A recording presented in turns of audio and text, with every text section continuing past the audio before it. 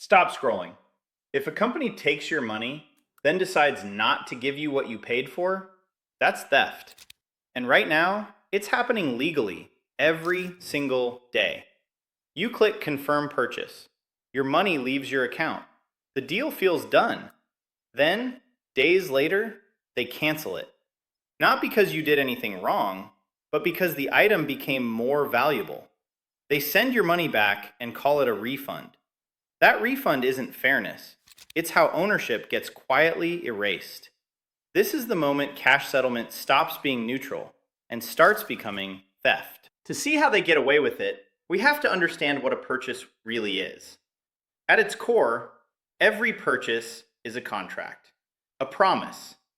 You offer to pay. By taking your money and confirming your order, the seller accepts. Trust is the bedrock of all commerce. But buried in the fine print they know you won't read, sellers have given themselves a powerful escape hatch, a clause that redefines the deal. It says a binding contract isn't formed when you pay, or even when you get the confirmation email. No, the contract is only official the moment the item physically ships from their warehouse. Think about what this means. You are fully committed. Your money is gone, but they aren't. They have your cash, but they've built a legal backdoor to walk away at any time, for any reason, right up until the last possible second. It's not a contract between equals. It's a one-sided option they've granted themselves, paid for with your money. Let's make this real. This is Alex. For months, he's been hunting for the new Hyperion 9000 graphics card. It's the final piece for his dream PC, but it's sold out everywhere, with scalpers demanding double its $800 retail price. Then, one Tuesday, a stock alert hits his phone. A major online retailer has the card in stock, at MSRP, $800. His heart pounds. He slams add to cart, races through checkout, and clicks confirm purchase. Instantly, his bank account is debited $800. An email arrives. Thank you for your order. We'll notify you when it ships. The relief is immense. He did it. After months of waiting, he secured the deal. In his mind, he owns that Hyperion 9000. It's his property, just waiting for delivery. For the next week, he plans the rest of his build, buzzing with excitement. He believes the system worked. He believes his ownership is secure. He is wrong. 1 week later, a second email lands. The subject? An update on your order. The content is a gut punch. We're sorry, but due to unforeseen stock issues, we have had to cancel your order. Your full refund of $800 has been processed. Frustrated, Alex checks the retailer's site. Out of stock. He checks the secondary markets. The price for a Hyperion 9000 isn't $1,400 anymore. The frenzy has pushed it to $1,600. Worse, a few smaller online stores now have the card listed for $1,200. The market has moved on. The $800 deal is gone. And here is the lie. The retailer says they've made Alex whole. They took $800. They returned $800. On a balance sheet, it's a wash. But Alex is not whole. They didn't just return his money. They took something incredibly valuable from him. They took his price. They destroyed his ownership of a deal that no longer exists. Legally, this isn't a quote breach of contract because of that fine print. But when you're left with your original cash in a market that has run away from you, it feels like something else. The weapon wasn't a gun. It was a clause in the terms and conditions. The crime wasn't breaking into your house. It was breaking a promise. The result is the same. Something of value was taken from you without your consent. They took the bargain. The full refund is one of the most misleading ideas in modern commerce. It's an illusion of fairness. True fairness, the entire point of contract law, is about putting the injured person in the position they would have been in if the promise had been kept. So, let's look at Alex.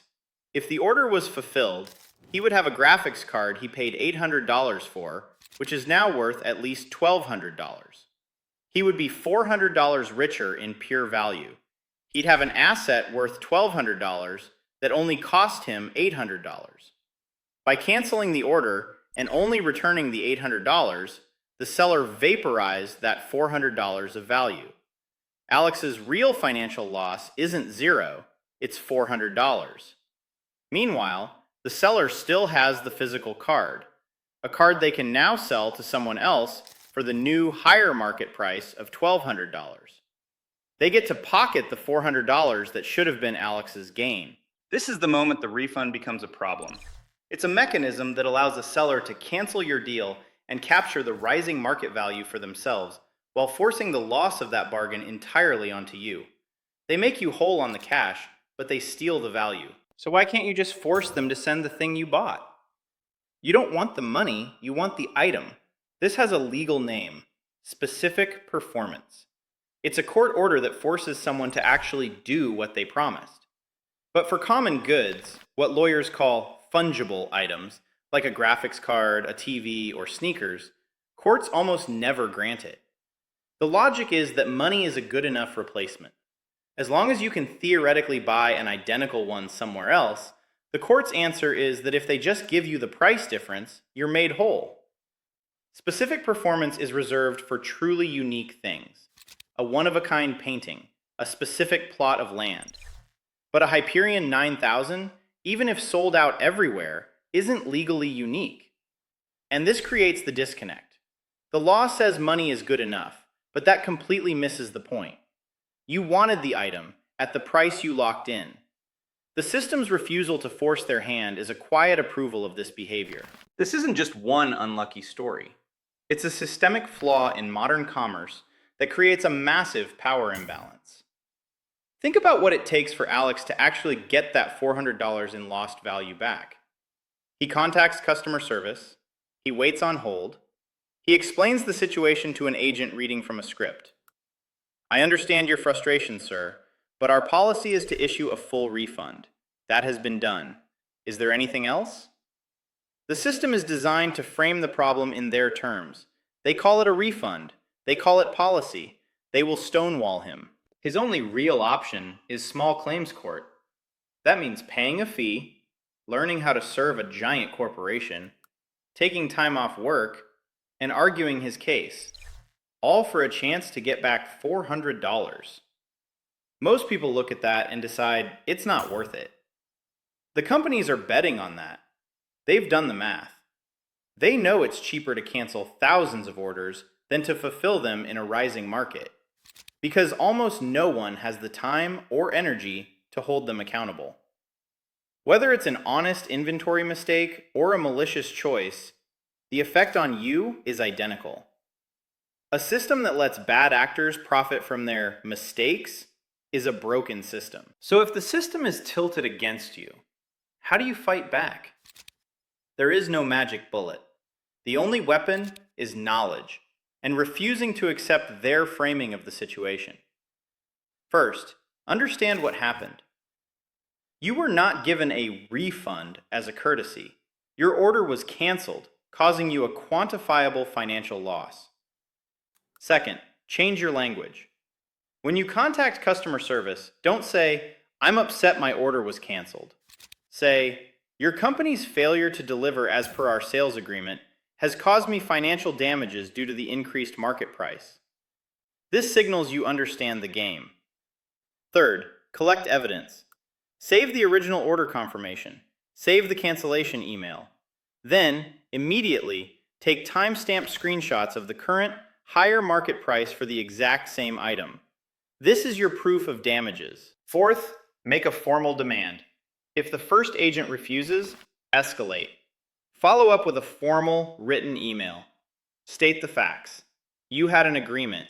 They canceled, and you are requesting compensation for your damages. The difference between your price and the current market price. This won't always work, but you've now created a perfect paper trail. You are no longer just a victim of their policy. You are the enforcer of your deal. A refund is not a remedy when it doesn't make you whole. It's not a fair outcome when the market has moved against you. When a seller uses a fine print loophole to cancel your order only after the item becomes more valuable, they aren't just giving bad service. They are making a calculated choice that shifts all financial loss onto you, while they keep the asset that just went up in value. They call it a refund, but when it strips you of the value you were promised, it functions like theft. It's a quiet, systemic theft of opportunity, of value, and of the simple promise that should be the foundation of all commerce. This happens every day, with everything from concert tickets to limited edition sneakers to graphics cards. Has this ever happened to you? Share your story in the comments. What did you buy? Which company was it? And what did they do? By sharing our stories, we can show just how widespread this quiet theft really is. If you found this breakdown valuable and want to understand more of the hidden rules that shape our world, subscribe. The more you know the rules, the better you can play the game.